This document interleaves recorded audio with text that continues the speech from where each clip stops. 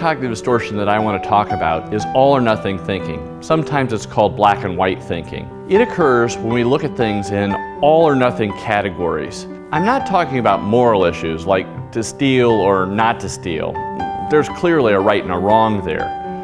However, what we are talking about with all or nothing thinking is when people take non-moral issues and turn them into absolute categories of black and white. Let me give you an example of black and white thinking.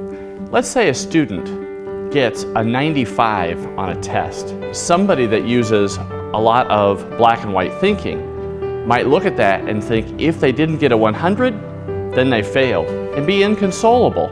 When the rest of the class is saying, wow, you did great, you got a 95. So you can see that one of the outcomes of black and white thinking is perfectionism.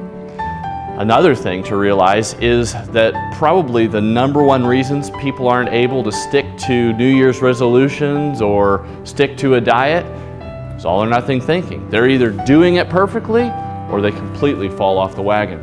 It gets in the way of people who want to improve their prayer life or devotional time because they want to do really well and they set really high goals for themselves.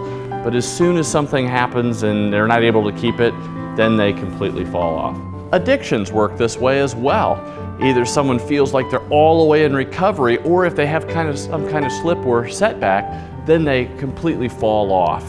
Well, it could be good to have high goals or expectations to try to achieve something.